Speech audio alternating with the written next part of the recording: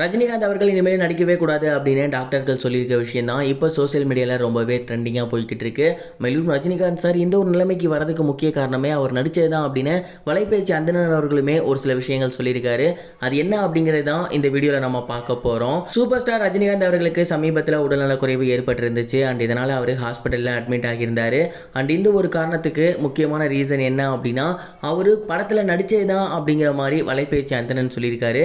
என்ன அப்படின்னா சமீபத்தில் சூப்பர் ஸ்டார் அவர்கள் லோகேஷ் கனகராஜ் அவர்களோட சேர்ந்து கூலி அப்படிங்கிற படம் பண்ணி வந்துட்டு இருக்காரு. அண்ட் இந்த ஒரு படத்துக்கு ரசிகர்கள் மத்தியில் மிகப்பெரிய வரவேற்பு இருக்கு. இந்த படத்தில் ஒரு முக்கியமான சண்டை காட்சிக்கு ரஜினிகாந்த் சார் மலையில் சண்டை போடுற மாதிரியான ஒரு காட்சி இருந்திருக்கு. அண்ட் அதற்காக வைசாக்ல போயிட்டு ஷூட்டிங் பண்ணியிருக்காங்க. அந்த மலையில் நனைஞ்சது அது மட்டும் இல்லாமல் அங்கே இருந்த தண்ணி ஒரு சில விஷயங்கள் தான் ரஜினி சாருக்கு ஒத்துக்காமல் போயிருக்கு அப்படிங்கிற மாதிரி சொல்லியிருக்காரு. அண்ட் இது உண்மையான ரீசனா அப்படின்னு கேட்டிங்கன்னா கண்டிப்பாக கிடையாது. ஏன்னா ரஜினிகாந்த் சாருக்கு கூலி படத்துக்கு முன்னாடியிலிருந்து இந்த ஒரு ப்ராப்ளம் இருந்திருக்கு. கூலி படத்தோட ஷூட்டிங்லேயே டாக்டர்ஸ்ட்டை கன்சல்ட் பண்ணியிருக்காரு.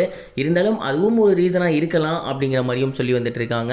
அண்ட் டாக்டர்ஸ் இப்போதைக்கு என்ன சொல்லியிருக்காங்க அப்படின்னா ரஜினிகாந்த் சாருக்கு ஸ்டென்ட் வந்து வச்சிருக்காங்க. அது வந்து ஒரு கருவி பம்பிங்காக யூஸ் ஆகும். ரஜினிகாந்த் சாருக்கு மெயின் ப்ராப்ளம் என்ன அப்படின்னா ரத்த குழாய் அடைப்பு தான்.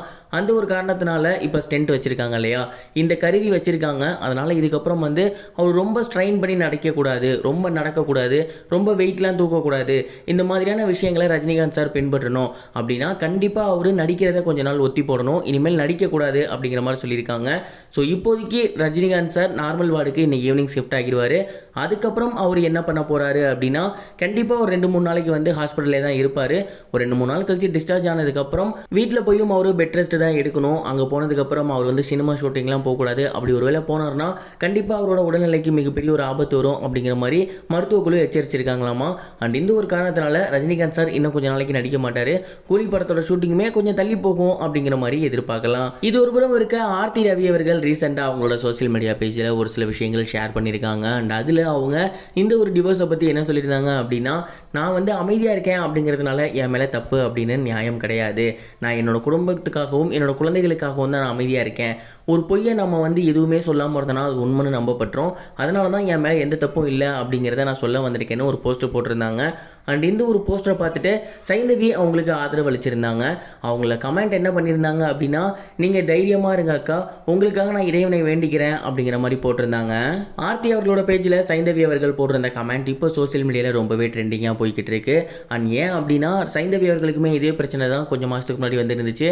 அவங்களுமே டிவோர்ஸ் பண்ணியிருந்தாங்க. கிட்டத்தட்ட 15 வருஷம் ஒன்றா சேர்ந்து வாழ்ந்திருந்தவங்க.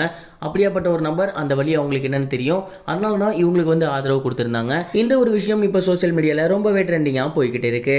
இது வரைக்கும் கனெக்டிங் டிவிக்கு சப்ஸ்கிரைப் பண்ணனா மறக்காம சப்ஸ்கிரைப் பண்ணிக்கங்க. உடனடி அப்டேட்ஸ் பெறுவதற்கு நோட்டிஃபிகேஷன் பெல்லையும் கிளிக் பண்ணிக்கங்க.